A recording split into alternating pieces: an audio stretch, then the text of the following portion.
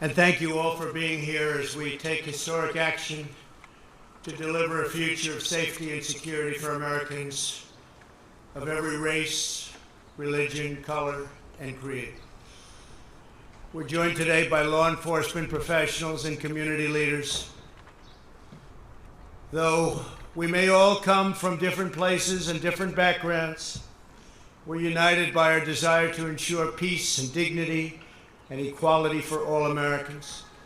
I've just concluded a meeting with incredible families, just incredible families that have been through so much. The families of Ahmaud Arbery, Botham Jean, Antoine Rose, Jamel Roberson, Adiana Jefferson, Michael Dean, Darius Carver, Cameron Lamb, and Everett Palmer.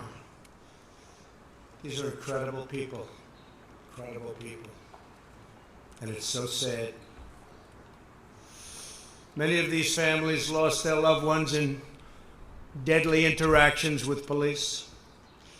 To all of the hurting families, I want you to know that all Americans mourn by your side. Your loved ones will not have died in vain. We are one nation, we grieve together, and we heal together. I can never imagine your pain or the depth of your anguish, but I can promise to fight for justice for all of our people. And I gave a commitment to all of those families today with Senator Tim Scott, Attorney General Bill Barr. We are going to pursue what we said. We will be pursuing it, and we will be pursuing it strongly, Tim. Right? I want to recognize Attorney General Bill Barr, who's spent so much time on this and other matters like this. Bill, thank you very much for being here. Along with, great job you're doing. Along with Senate Majority Leader Mitch McConnell and Tim Scott, and they're going to be working on a Senate bill also that can go hand in hand with this. And also Representatives Kelly Armstrong, Louis Gohmert, Jim Jordan, Guy Reschenthaler, and Pete Stauber. And thanks also to Florida Attorney General Ashley Moody, the President of the Fraternal Order of Police, Pat Yost, President of the International Association of Chiefs of Police, Stephen Cass Stevens, and many other law enforcement leaders who are going to be joining me at the signing. Today is about pursuing common sense and fighting for a cause like we seldom get the chance to fight for. We have to find common ground. But I strongly oppose the radical and dangerous efforts to defend, dismantle, and dissolve our police departments, especially now when we've achieved the lowest recorded crime rates in recent history. Americans know the truth. Without police, there is chaos. Without law, there is anarchy. And without safety, there is catastrophe. We need leaders at every level of government who have the moral clarity to state these obvious facts. Americans believe we must support the brave men and women in blue who police our streets and keep us safe. Americans also believe we must improve accountability, increase transparency, and invest more resources in police training, recruiting, and community engagement. Reducing crime and raising standards are not opposite goals. They are not mutually exclusive. They work together. They all work together. That is why today I'm signing an executive order encouraging police departments nationwide to adopt the highest professional standards to serve their communities. These standards will be as high and as strong as there is on earth. The vast majority of police officers are selfless and courageous public servants. They are great men and women. When others run away from danger, police run straight into harm's way, often putting their lives at stake to protect someone who they don't know or never even met. Great danger. Police officers run straight toward this incredible harm. Take the World Trade Center. They ran straight into the Twin Towers of 9/11.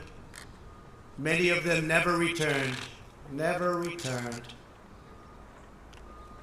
Vast numbers of New York's finest never returned. Last year, I presented the Medal of Valor to 6 heroic police officers who ended a murderous rampage so professionally in Dayton, Ohio. Hundreds of people would have been killed, surely, without them. We ask our police to put on the uniform and risk their lives for us every day, the least we deserve and the least we can do, because they deserve it so much.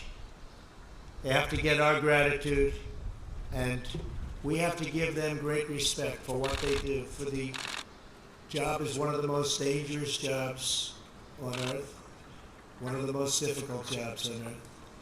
Last year alone, 89 law enforcement officers were killed in the line of duty. In recent days, 2 members of law enforcement were killed amid riots and looting, and hundreds of police officers were injured just recently. One officer was shot in the head and is now laying in a hospital, almost totally paralyzed.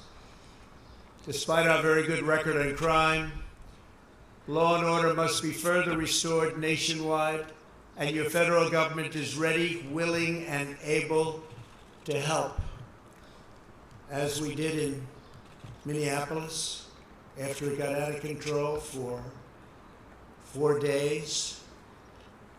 Sent in representatives, commonly known as the National Guard, and it was all put down very quickly. We're willing to help. We're willing to help in Seattle.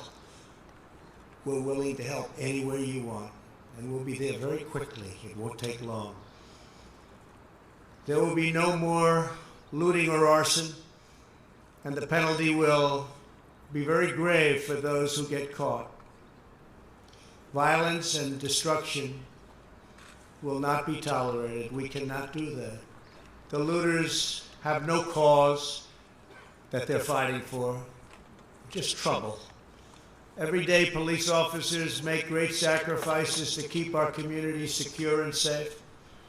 In 2018, our police arrested nearly 12,000 people for murder, 25,000 people for rape, and nearly 1.5 million for assault. Very dangerous criminals. In many cases, local law enforcement is underfunded, understaffed, and undersupported. 47% of all murders in Chicago and 68% of all murders in Baltimore went without arrests last year. Americans want law and order. They demand law and order. They may not say it. They may not be talking about it, but that's what they want. Some of them don't even know that's what they want, but that's what they want. And they understand that when you remove the police, you hurt those who have the least, the most. Nobody needs a strong, trustworthy police force more than those who live in distressed areas, and nobody is more opposed to the small number of bad police officers, and you have them. They're very tiny. I use the word tiny. It's a very small percentage, but you have them. But nobody wants to get rid of them more than the overwhelming number of really good and great police officers. Some of them are standing with me and with me in the audience today. I appreciate you being here. Thank you. Thank you. Great job. What's needed now is not more stoking of fear and division. We need to bring law enforcement and communities closer together, not to drive them apart.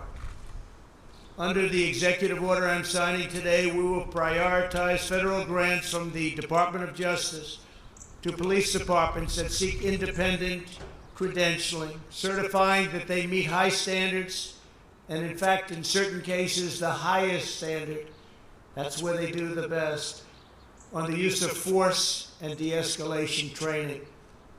For example, many believe that proper training might have prevented the tragic deaths of Antoine Rose and Botham Jean. As part of this new credentialing process, chokeholds will be banned, except if an officer's life is at risk. And I will say we've dealt with all of the various departments, and everybody said, it's time. We have to do it. Additionally, we're looking at new advanced and powerful, less lethal weapons to help prevent deadly interactions. New devices are being developed all the time, and we're looking at the best of them. And cost is no object. No object. Under this executive order, departments will also need a share of information about credible abuses so that officers with significant issues do not simply move from one police department to the next. It's a problem.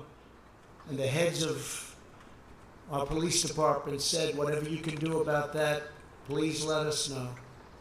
We're letting you know. We're doing a lot about it. In addition, my order will direct federal funding to support officers in dealing with homeless individuals and those who have mental illness and substance abuse problems.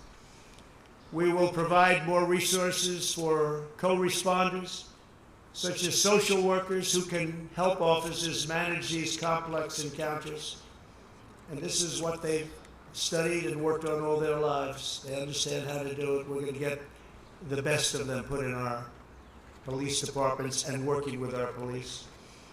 We will have reform without undermining our many great and extremely talented law enforcement officers. President Obama and Vice President Biden never even tried to fix this during their 8-year period. The reason they didn't try is because they had no idea how to do it. And it is a complex situation. Beyond the steps we are taking today, I am committed to working with Congress on additional measures. Congress has started already, and they'll be having bills coming out of the Senate and possibly out of the House. And hopefully they'll all get together and they'll come up with a solution that goes even beyond what we're signing today. But this is a big, big step, a step that hasn't been taken before. But in order to make real progress on public safety, we have to break old patterns of failure. Many of the same politicians now presenting themselves as the solution are the same ones who have failed for decades on schools, jobs, justice, and crime. They are all often, unfortunately, the same politicians running the cities and states where help is most needed. It's an attitude, and it's not working. Today's action is a big part of the solution to restoring, renewing, and rebuilding our communities. For the last 3.5 years, my administration has been focused on creating opportunity, fighting for equal justice, and truly delivering results. Nobody has ever delivered results like we've delivered. Nobody's come close. And we work with some great people. We work with fantastic people to get it done. We enacted landmark criminal justice reform, something that nobody else could get done. They tried, and they couldn't even come close. So we got it done, and we got it done powerfully. And people appreciated it. But it's something that with all the work and all the talk for so many years, criminal justice reform, nobody else could get done. We secured permanent and record funding for HBCUs, that's historically black colleges and universities. Numbers that they never thought were possible, and long-term financing because they would come back to the White House after my third year. I said, why are you here again? Great people, about 42 people, the heads of black colleges and universities, great people. They do such an incredible job. And I'd see them after the third year. I say, why are you doing this? We need money again. I said, don't we set it so you have like a 10-year program, a 5-year program? No, sir, for years and years we've had to come back every single year. I said, well, the only bad thing about what I'm going to do is I'm going to give you long-term financing and I'm going to up the amount, but I won't get to see you anymore. So that's the bad part. But you can focus on education now instead of worrying about dealing with us in Washington. So we did that for the historically black colleges and universities. I'm very proud of it. They're incredible. They're incredible people. Got to know a lot of the heads of those colleges. They do an unbelievable job and don't get the kind of notoriety that they should have. We expanded affordable options for better health care. We created opportunity zones with Senator Tim Scott, brought it to me. We didn't know if we could get it past him, right? But we got it passed, and I think it's probably one of the great things that we've done in this administration. Tens of thousands of jobs, billions and billions of dollars being brought into areas and neighborhoods that would never, ever, ever be taken care of monetarily. Areas that didn't have 10 cents put in them for years and decades, and now people are investing, thriving, and the jobs have come back. We achieved the lowest black, Hispanic, and Asian unemployment rates in American history, and we will do it again. We'll do it again.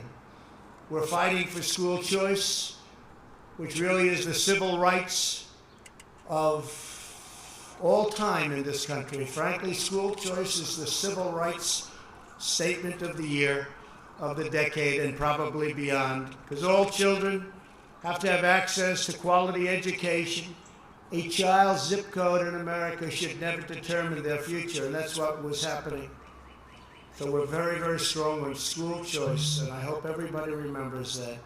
And it's happening. It's already happened, but it's happening. We have tremendous opposition from people that know they shouldn't be opposing it. School choice.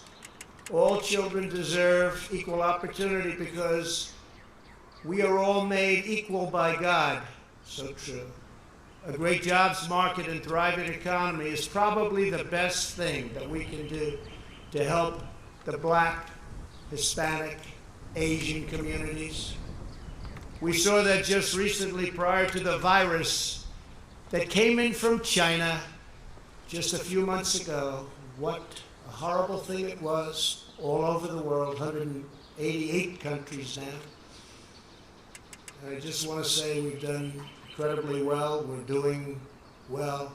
Things are happening that nobody can even believe. Our country is opening up, and it's opening up rapidly. We had the best unemployment and employment. We had the best unemployment and employment numbers. Think of that. In the history of our country, we're up to almost 160 million people working. There was never anything even close.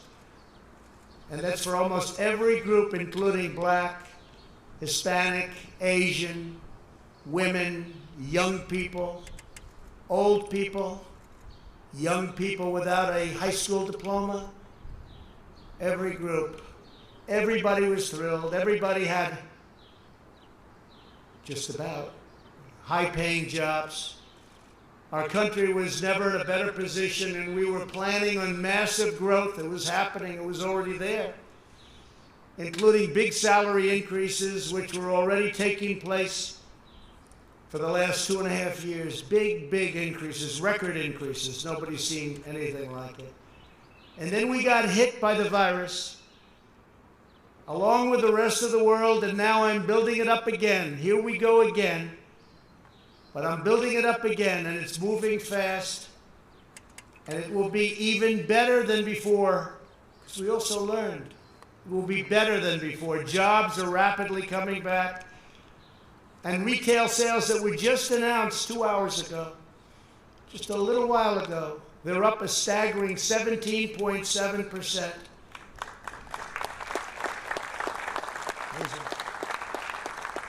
The projection was anywhere from 6 to 8%. We're up 17.7%. And what does that mean? The stock market went through the roof. These good numbers, they drove it up to a level that we're almost at the same level. Hard to believe. We're getting very close to the level we were before the pandemic and before all of the things that you've seen happened.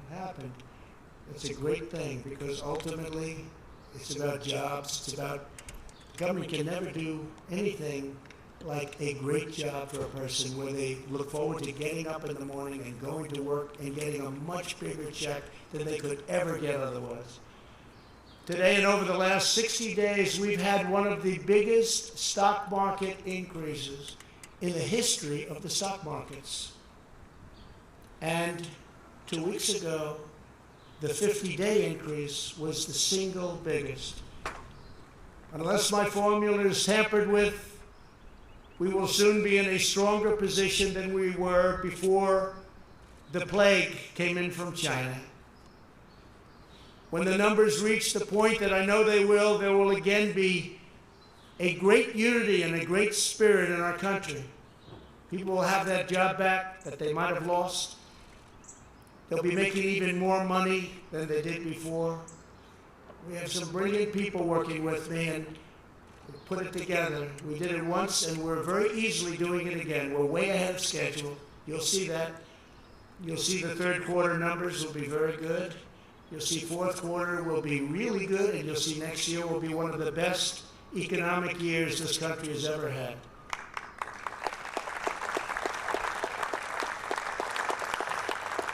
And it's all happening very quickly, way ahead of schedule, and I think you'll see that. People can't even believe what they're looking at. But on top of all of that, before the end of the year, I predict we will have a very successful vaccine, therapeutic, and cure.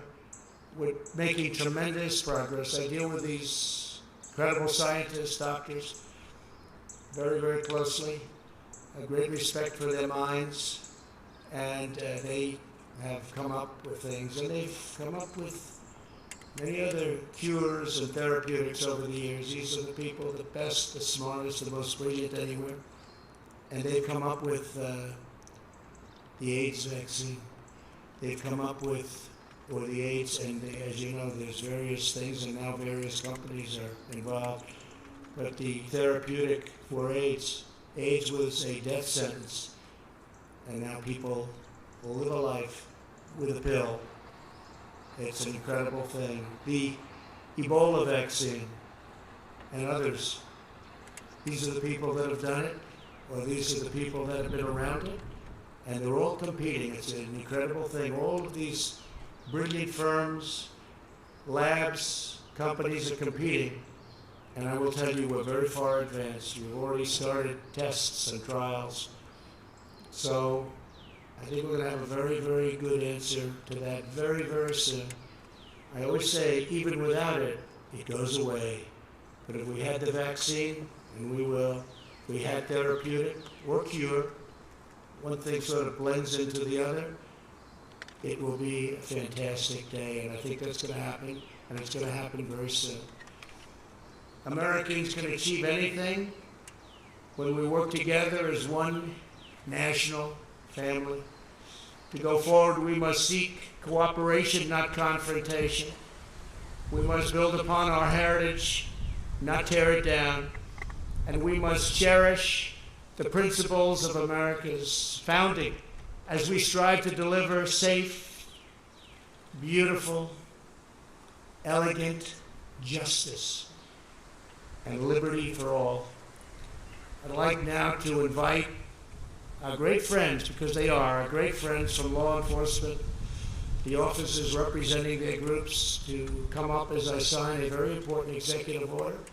And we're asking Mitch and Tim and all of the people that are here from Congress to go back and see if they can get something done. I see Louis, Jim Jim Jordan. We'll all hear a lot of representatives from Congress and the Senate. If they can go back and add to what we're signing today, it'll be a big moment. It'll be a big moment.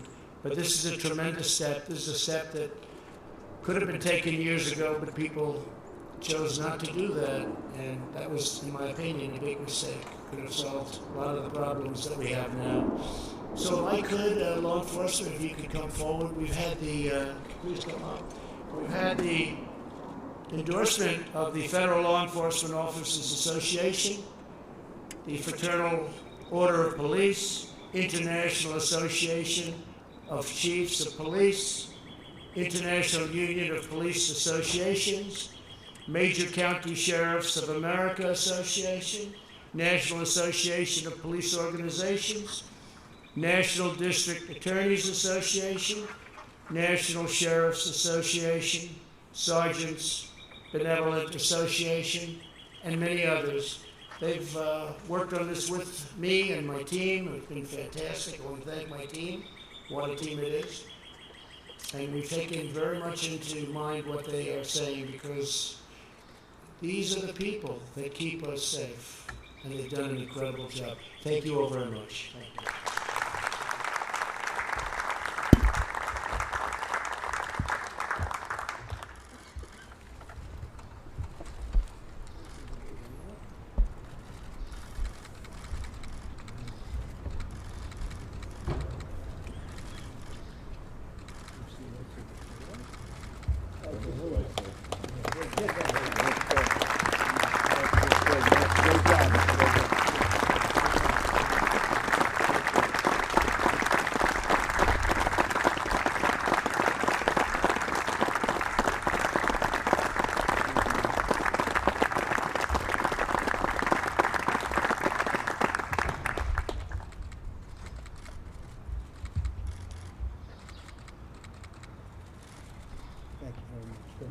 Thank you.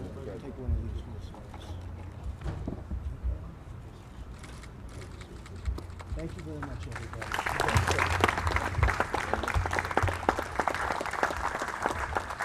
Thank you very much. Thank you. Mr. President, is systemic racism an issue, sir?